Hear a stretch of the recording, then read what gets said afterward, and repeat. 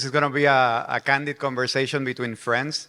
And before we start talking about boats and marinas and tourism, I want to ask you a little bit about yourself. You're an Italian guy that decided to invest in Puerto Rico. So how did that happen? Well, good morning, everybody. So yes, actually, I grew up in Italy. I'm also from an island, from Capri, from the south.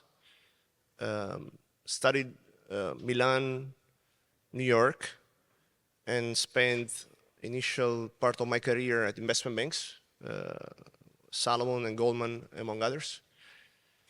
And about 12 years ago, I set up my own private office, single family office. And I was doing some business in South Florida during the GFC, multifamilies, hotels. Was very distressed at the time. And I was buying loans and notes of banks' balance sheets.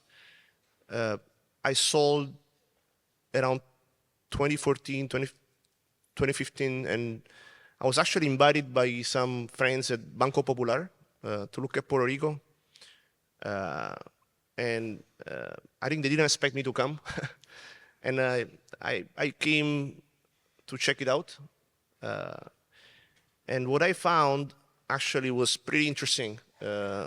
Complete dissociation between perception and reality.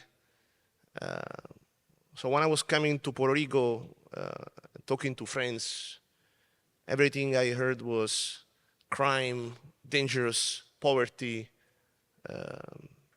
and bankruptcy, debt, distress. So, and actually when I came, first time it was eye-opening. I found an infrastructure which was actually much better than expected, and of course a lot to do vis-a-vis some U.S. states, right? Found great people, very skilled. Found diversified economy, manufacturing, pharmaceuticals, a lot of insurance business, banking business around that developed around the pharma. So actually I saw the positives, and it was not the place which was afflicted by crime and poverty, and it was not. So I thought all of this is not priced in, and especially I found a place where when I came here, I didn't feel like I wanted to leave. So and then I started looking at Puerto Rico as a business case. I thought all of this was not priced in, and on top of it, a place where you have, at the end of the day, it's part of a U.S. As a U.S. Commonwealth, it's part of a U.S. system. So you have rule of law. That was my take. All of this was not in the price. So I looked at Puerto Rico as a business case. So it wasn't priced in.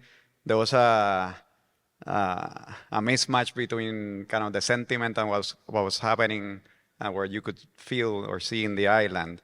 So what were your first investments? This was 10 years ago, right? 2014? It was 10 years ago. It was very few people around. I remember it was of course, John Paulson was buying the hotels.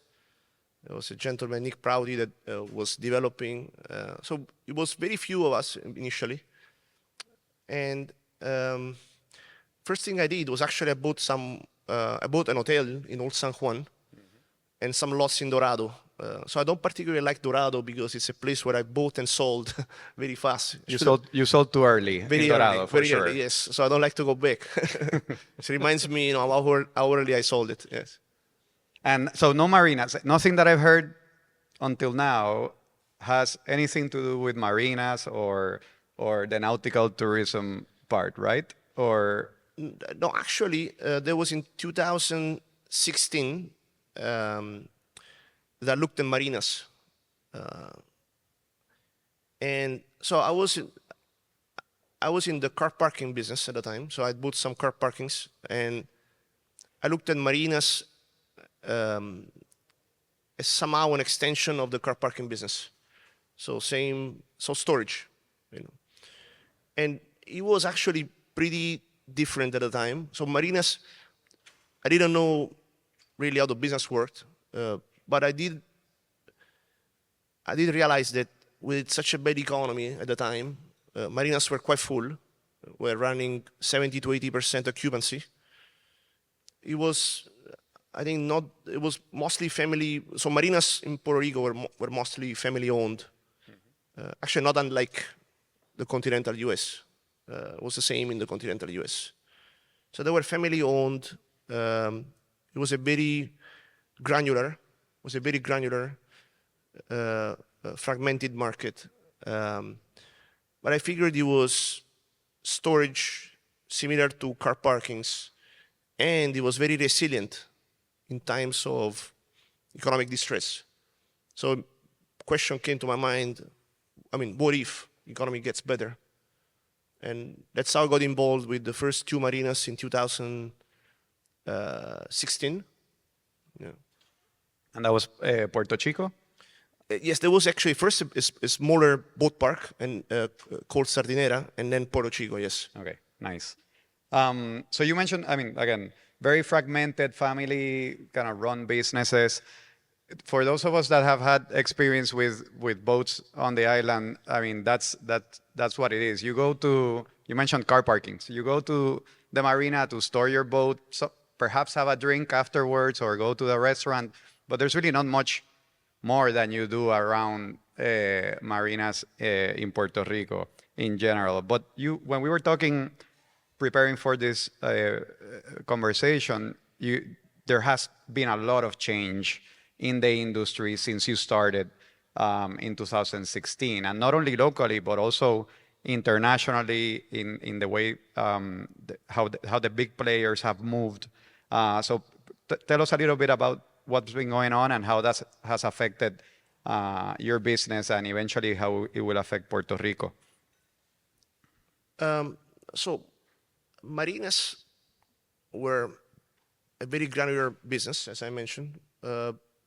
So banks and were looking at it as a specialty real estate asset that's all over the U.S. And there was an idea that marinas were a cyclical business. So you have a bad economic cycle, people lose their boats, and then marinas basically do very badly. And there was a perception. And again, I love, when I see that kind of disconnection between perception and reality. So I think if I have to think,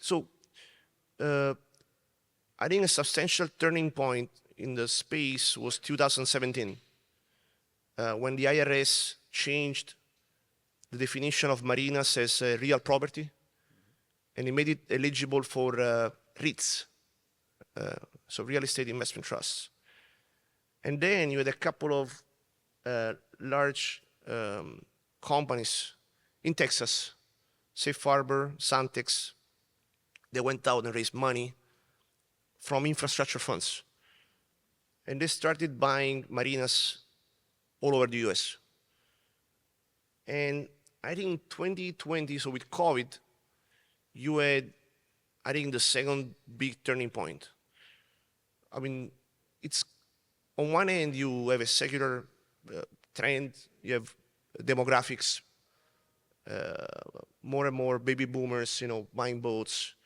And but then with COVID, you also realize that recreational boating is actually a safe hobby. So what we experienced was an above average demand of boats. I think it was the first time you saw secondhand boats prices going up.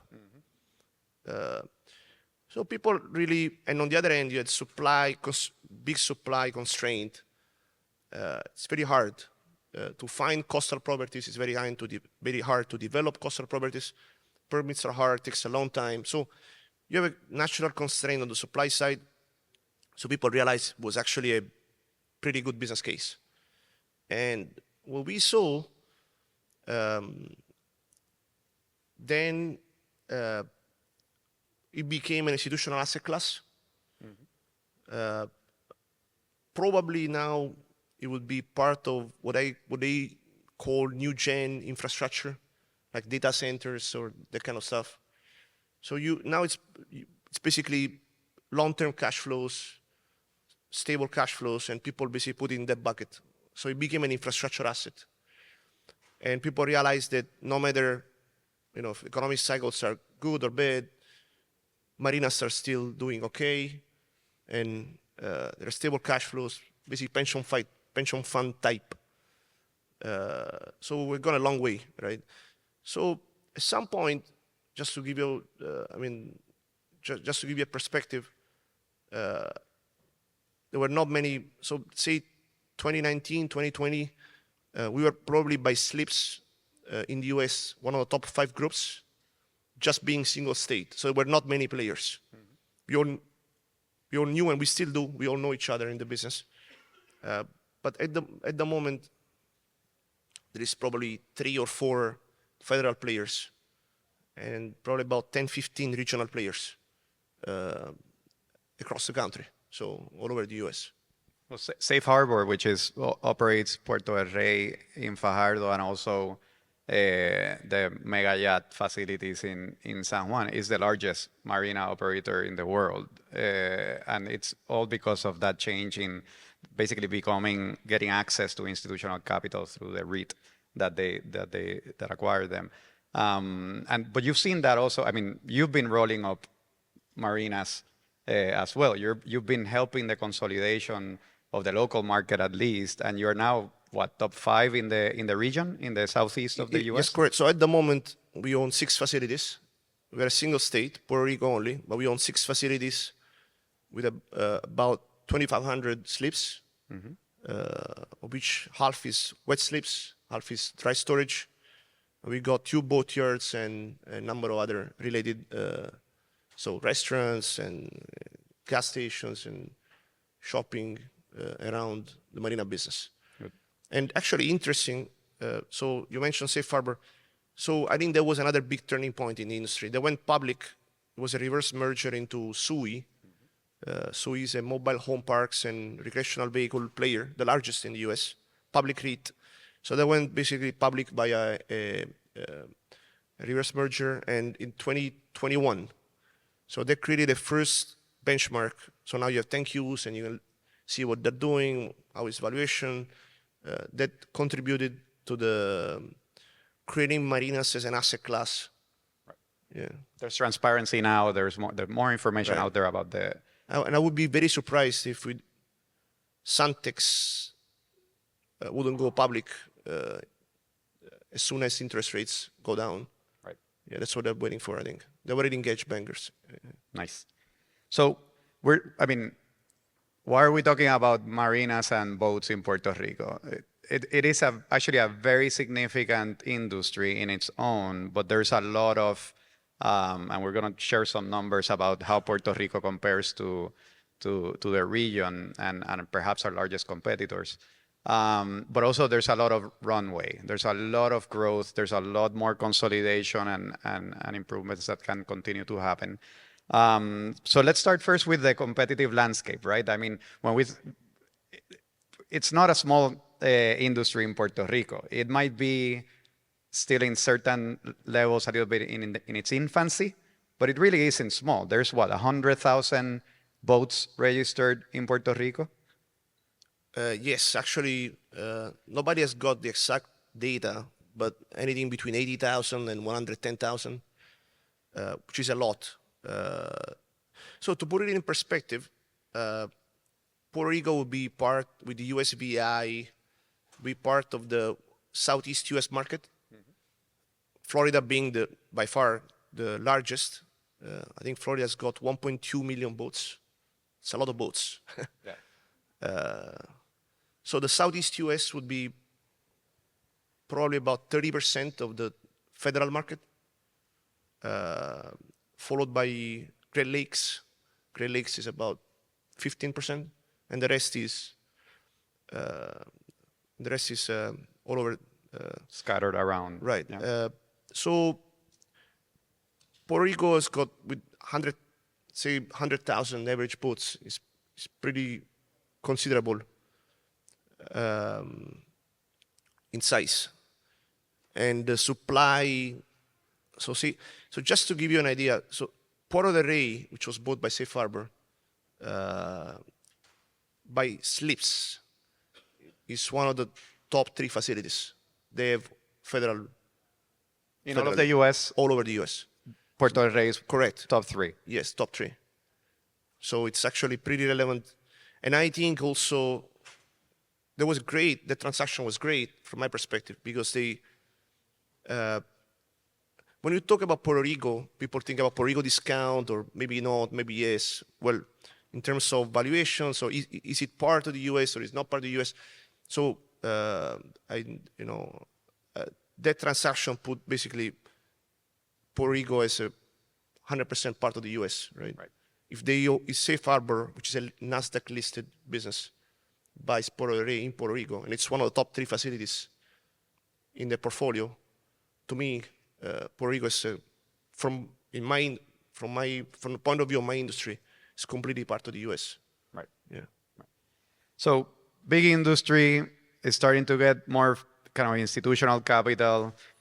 But when we spoke, you still said, and I'm quoting, it's more developed now, but it's still not developed as an industry in Puerto Rico. What did you mean by that? Okay. Well, we basically we've gone a long way. I think and I say we because I feel like I'm Puerto Rico adopted in a way, right? Yeah. But compared to the BVI, for example, where there is a lot of nautical tourism, I think we still have a long way to go. So I see a lot of growth when it comes to charter business, nautical tourism, transient. There's very little transient. So there is all these boats that go from. So you have the intracoastal, then you have all those boats from Florida, many boats. They go to the BVI and they stop by Bahamas and sometimes DR. Puerto Rico is not on their list. Just and then what they do, they go.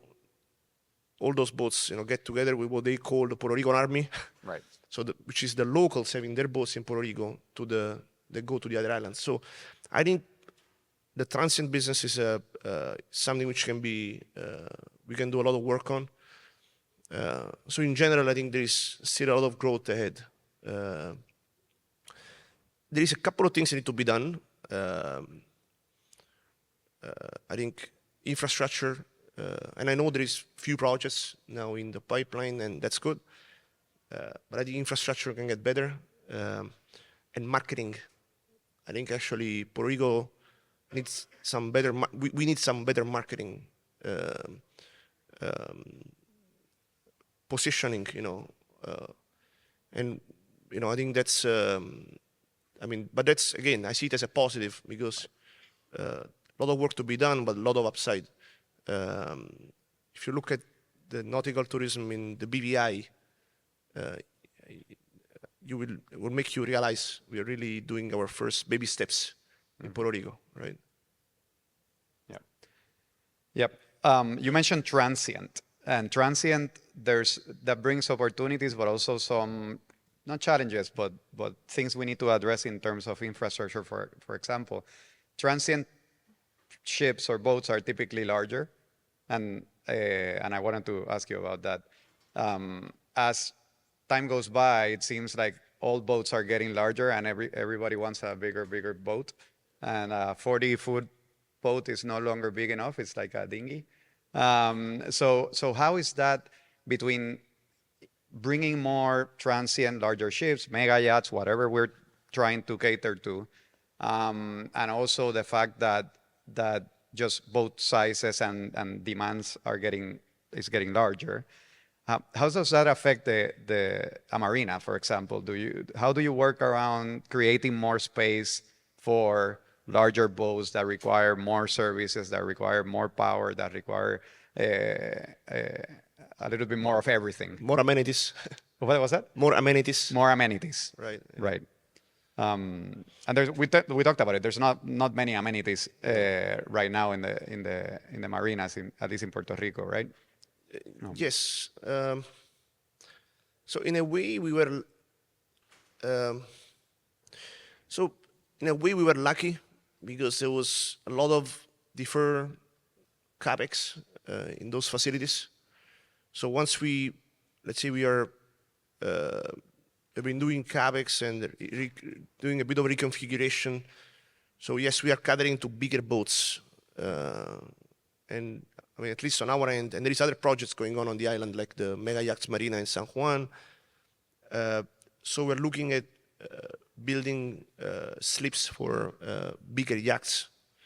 We have a project in pipe actually at Marina Puerto Chico, at one of the facilities for transient. And there is some federal programs, big boating infrastructure grant so and clearly there is a trickle down effect on the economy in Puerto Rico. So if you have those bigger yachts, there is a multiplier effect, right? There is captains and crews and things. So you have so the infrastructure clearly is something which is key. The marketing is key.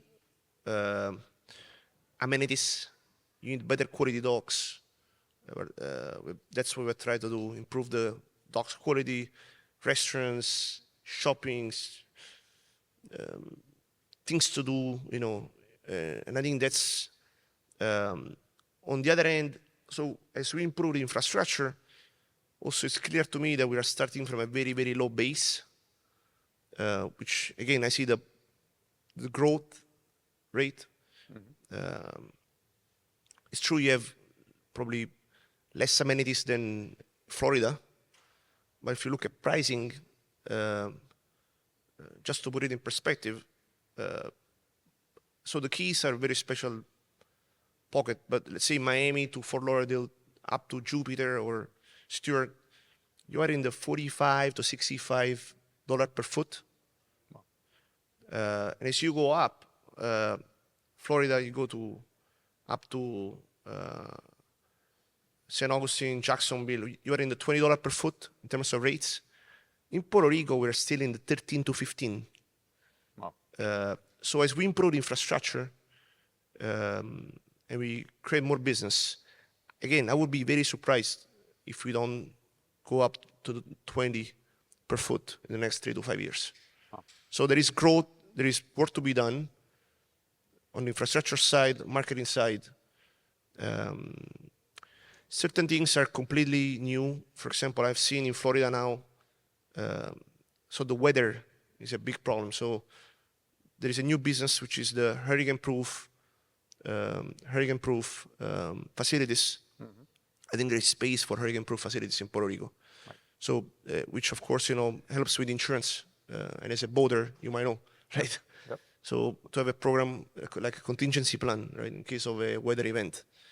So, but again, I see growth on the pricing side, and on the product quality side. So it's all good. I think it's a lot of work to be done. Yeah. But that's good. I mean, again, putting kind of your lenses on of being looking at the positives and not the negatives. It's low base, right? So even there can be some price increases, some margin expansion, just with what we have now, and perhaps a little bit better amenities and services, right? On the service side, so for example, when these mega yachts, we're financing at Parliament, and I told you this, a facility in San Juan that is a dry dock facility for mega yachts. Where do these boats go right now if they have a breakdown, if the crew needs to stop somewhere to fix something? There really isn't that. There aren't any options that I know of between Florida and kind of the southeastern Caribbean, right? There's nothing big. So you have two major centers in Florida. Mm-hmm. You have there's the Fort Lauderdale Service Center, there's the Ribovich, and then you hope nothing happens on the way. Yeah. Right. There is something in St. Thomas, but not many options. So actually, Puerto Rico could be on the map. Good. Yeah. Yeah, and I think you mentioned marketing a few times, and we can. By the way, who is the agency or who does marketing for the nautical tourism, or no, or there's no marketing? Okay, so as of now, I would say if you look at the public side, it would be mostly the tourism agency. So on the private side, really it's Marina Association, but it's really yes, it's us and Safe Harbor, and you partner with some. There's a few ones, Docwa and Snag Asleep, and but when it comes to mega yachts, it's a bit different because those you usually market it with captains, so the captains decide where to stop. Right. So you usually it's a different dynamic, right? With so I would say you can do general marketing, when it comes to regular boats. Mega yachts is a bit different. So, and we had this question asked in the other panels, which I thought was interesting. Why is this industry important to Puerto Rico, right? Why is there a panel about the marine and nautical tourism industry at ICON this year? And kind of what are your thoughts of how this starts evolving next? So when I got here first time, over 10 years ago,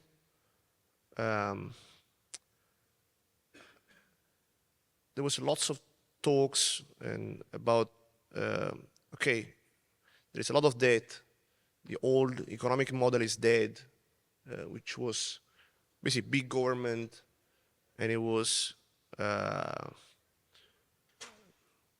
basically pharma and pharma-related business. And there was a lot of debt, and there were discussions about, okay, we can solve the debt issue, right? But then, what's the new economic model?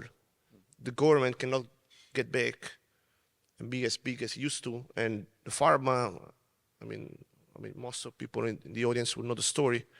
Some pharma manufacturing businesses stayed, some has left, but there were lots of discussions about what's the new economic model, and then there were the bears and the bulls. The bears were like, Puerto Rico has no economic model, and then we're never gonna get back. And the bulls, or the positives, basically were looking at tourism and services, and that's when the Act 60s was 2022 before, and then it evolved into Act 60. So there was a bit of that. There was basically promoting service businesses to move to the island. Actually, I thought at the time already, I thought it was quite interesting that tourism was, don't quote me on this, but it must have been like 6% of the GDP. Yeah. It was like really, really small. And I figured, and I was thinking, it's US Caribbean, but it's still Caribbean, right? Mm. Usually, if I look at other Caribbean islands, most of the economy is tourism and services. Right. Yeah, tourism, I think the smaller islands, or the islands that have the smaller tourism markets are still like 20-25% of GDP comes from tourism. And here it was 5-6%. It was really small, something really small. And I was like, interesting. And now of course it's a much bigger share of the economy. So there's a lot of stuff going on in the hospitality. COVID helped a lot. So after post 2020, now Puerto Rico is on the map, and we have access to the biggest market in the world, basically, right? It's a different tourism. It's not Dominican Republic, right? Right. It's more expensive, But and I believe that you cannot disconnect.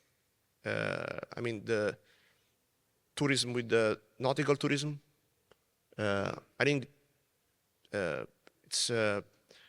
When you come to Puerto Rico, I mean, it's a fantastic island, and you go around, and every town, Mayagüez, Ponce, and it's very beautiful and so on. But I think, you can go to El Yunque, but I believe the islands, the Keys and what they call the Spanish Virgin Islands, so Right. Culebras and Vieques, I mean, I think that's it's a stop you can't miss, right, as a tourist. So I think, nautical tourism and tourism, they go hand in hand. Again, just first baby steps. But we're seeing the charters business growing, still small, but it's the fastest growing, right, niche. I mean, And these are charter. When you say charters, this is like the day charters or like longer so term. within the charter business, you have group charters, which are day trips, or you have barefoot contracts like BVI, so bigger boats that you can rent. So you have different kind of of segment. But to give you an idea, when you had maybe 20 charters 8-9 years ago. Now you probably have 60 or 70 or 80. Wow. So and they're growing, and you have better quality. They're now working together with hotels to for tourist packages, and so there is a lot to be done there. But I believe you can't have tourism in Puerto Rico without nautical tourism. Right. I think it's there is a very synergistic relationship, and I think I don't know if 25 is a number, but I think it should be around 15. I mean, percent of GDP. I think that would be. We still want a diversified economy with other important Right. sectors. It cannot be everything to the other. It's still a $70 billion economy, Right. 70 plus, right? So it's a more diversified, but I think tourism is,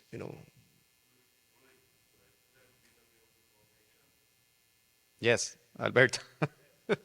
I heard you, but I couldn't see you.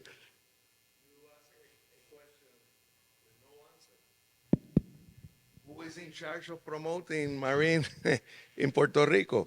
Well, it's a papa caliente. Nobody wants it because they are afraid.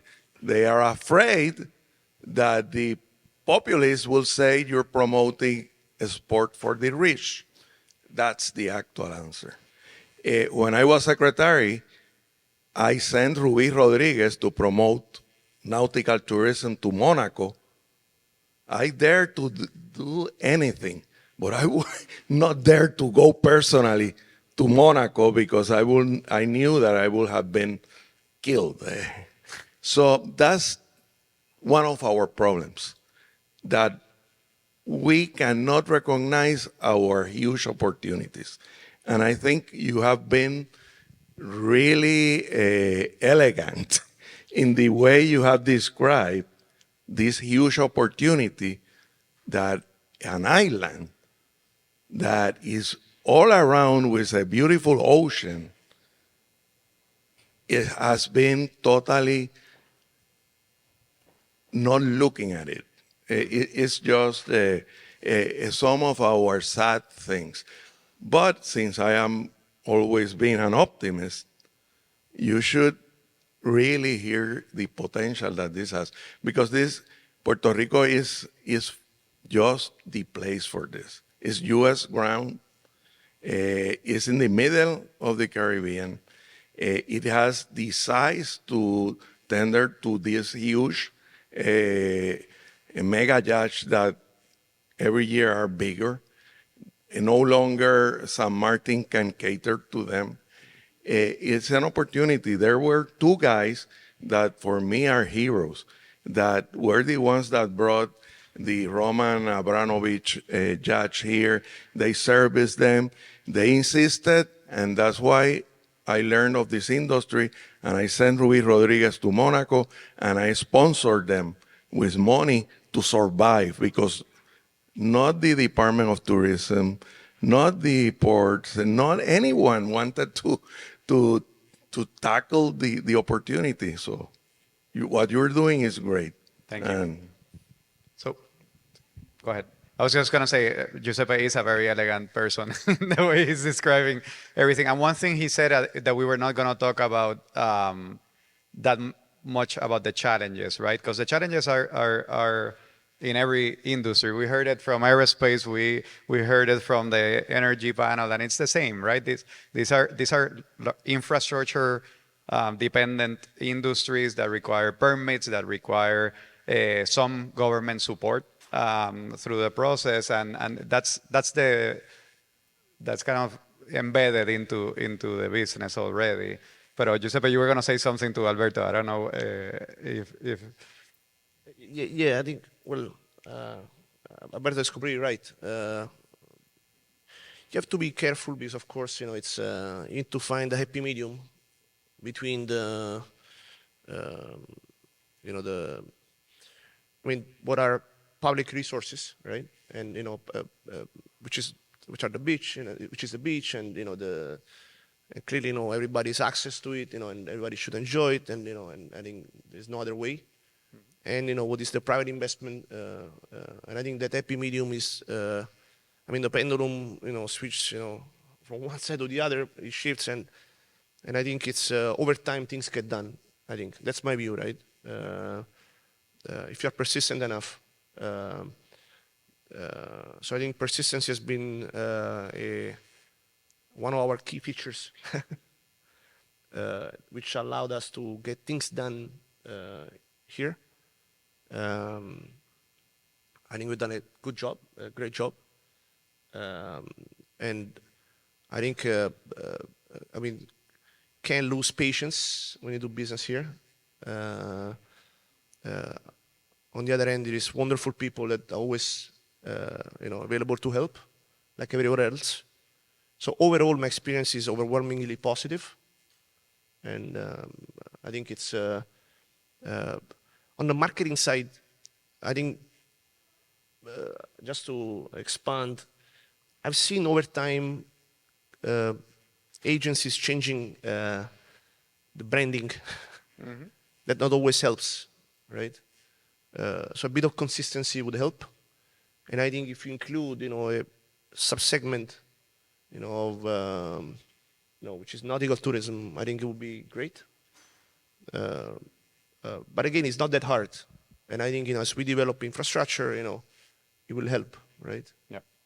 So I'm going to close, and perhaps we have some questions. I know it's right before lunch.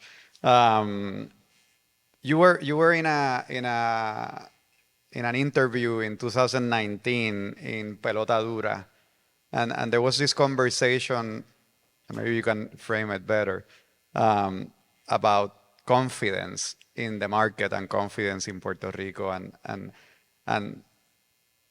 is there more confidence in the Puerto Rico project, the economic project in Puerto Rico and in the marine industry now versus when you started here and in 2019 when you were in Pelota Dura?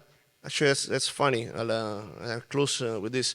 So, in 2019, it was post Irma and Maria. So those two hurricanes. I think we had an earthquake. The earthquakes were starting. So it was bankruptcy was already well advanced, and there was a political crisis unfolding, and actually. So really, literally, it was just we were just missing an asteroid hitting the island, right? Yeah. And I remember I had this brilliant idea to organize this think tank, something similar format, but it was much smaller. And then I was invited to this program where the 4 Puerto Ricans would be. It's called Pelota Dura, which is a hard ball, right? So Puerto Ricans would be familiar, but I was invited and I went. And there was a politician, actually forgot his name, but before me and one after me, and there were like 3 or 4 journalists like grilling the guy before me, like really hard. I was thinking, what am I doing here? It was not a good idea. And actually, the TV show presenter, Ferdinand, right? It was very kind with me, actually. But the idea was always, I mean, you had an earthquake and hurricanes and political crisis and bankruptcy. What are you doing here, you know? And this is a terrible place to invest, and it's a terrible place to do business. You know, is it just tax, right? And actually, I replied, actually, I'm not an Act 60, by the way. So, and what I said, and I looked back at the recording. I said, look, you know, I believe that Puerto Rico is missing one big ingredient, and it's online, so you can actually see it, which is confidence, right? So confidence, and not confidence from not federal government, not U.S. continent. I mean, the same Puerto Ricans were not confident enough, in Puerto Rico. So they were not, seeing Puerto Rico as a place to invest, a place to develop, And I think there was and I can't blame them. I mean, I can't blame. I mean, it was very bad at the time, right? But if I see fast forward today, I see that confidence. So not much has changed, except you have a lot of more confidence.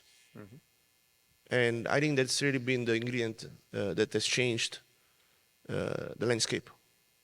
So I do see much more confidence now, and I think it's going to continue. Yeah, so Good. Well, with that note, we're past our allotted time. Take some questions up here because this was an interesting panel and chat between both of you. So do we have any questions in the audience right now, Ricky? So first of all, thanks for being here. When we started discussing about doing this panel, I have to confess I was a bit ignorant about the asset class. I thought it was just having a big boat and park it in the marina. And one of the reasons we put up this panel is to fully understand the opportunities and the challenges of every particular industry. So as an investment vehicle, are there any opportunities for incentive stacking as an investor? I guess that's for me. Yes, absolutely. I mean, all of any investment in a private company or whether it be in equity or in the form of debt, right now you can do it through local structures that create significant benefits. Plus, if the underlying company also has either former Act 20 or Act 60 benefits as well, you can get like not a double whammy, but you get a very efficient company being financed in a very efficient way through a Puerto Rico investment vehicle. That's kind of what we're seeing. So, for example, at Parliament, we lend primarily, and we have a few investments in the marine industry. But it's just a sweetener. I think what we heard today is an industry that is on its own, even without the incentives, should be very, very appealing because it has a kind of strong tailwinds and a very low base to start from, right? Or starting from a very low base. So the upside is quite significant. Patience. You mentioned patience. Like everything, we need a little bit of patience, but we're at Parliament. We're very constructive and supportive of the marine and nautical tourism space generally. You want to add anything to it?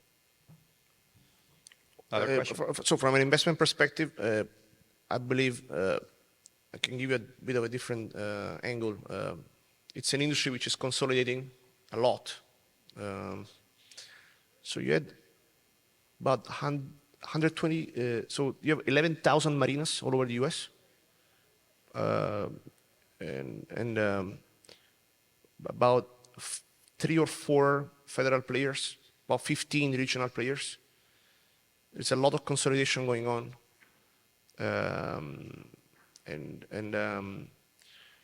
And I think it's going to continue over the next 3-5 years. Eventually, like all industries, it's going to get more. You're going to have those 5 players. So now the top 5 players only own less than 7% of the market. So just to put it in perspective, right? Yeah, which is relatively small share. Yeah. Do you have any more questions for the two gentlemen on stage? Back there, yes? Oh, they already got a mic, right? Yes. Hi, my name is Todd Folk. I'm an owner of Blue to Balloon Charters and hopefully soon Mohodo Catamarans here in Puerto Rico. I apologize if you did discuss this a little bit because I came in a little bit late. I've known of a lot of discussion around investment in the marinas and all the infrastructure around the maritime space. But on the charter end, we see a lot more interest coming in from larger groups, groups over 13, so 14, 15, 20, 25 people looking for yachts, looking for boats. And the biggest issue we run into is actually having vessels like that that can service groups that meet Jones Act requirements, that meet U.S. Coast Guard certificate of inspection requirements. Is there any investment or anything that you're aware of going into resolving that immediate need around getting larger vessels and stuff like that that meet these requirements that something like the USVI or even the BVI, the closest contemporaries, don't have to worry about? I shall take that one. Please. So I think because the industry is quite new, I think on the public side, so Coast Guard in this case, right? I think that's the entity you're referencing.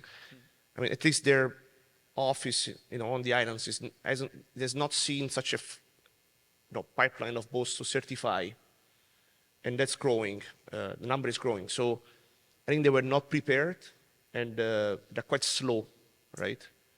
I think they're getting some new resources, and I heard that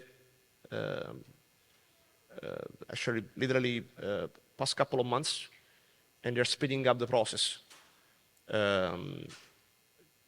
Just keep in mind until 2022, I mean, there were lots of charters that were actually not even official. They were not even certified. And they were running basically without certification. And I think the first thing that was done on the public side was actually making sure that no unlicensed or non-certified boat, might carry a passenger, basically, right? So it was first, like kind of damage control, and now, the business is now they're proceeding with certifications, and it's going. I know it's slow, very slow, but it's getting better. That's what I can see. I don't know if that answered the question. Yeah. What was that? Yeah, they have an exemption from the Jones Act.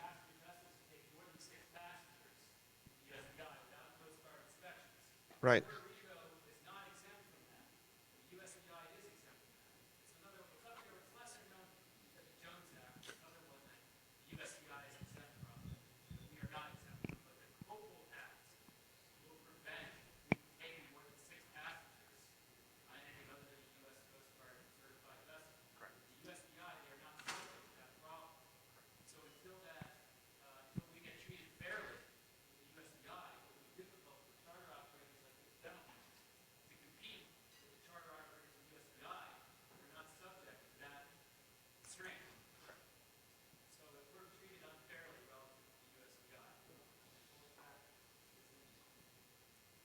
Yes, that is correct.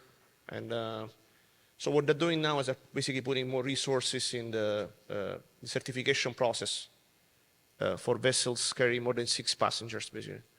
But again, I agree it's a slow process, and that's slowing down, because there is no exemption, that is slowing down the growth rate of the charter business, which has a tremendous potential. Because I can see from the marinas charters living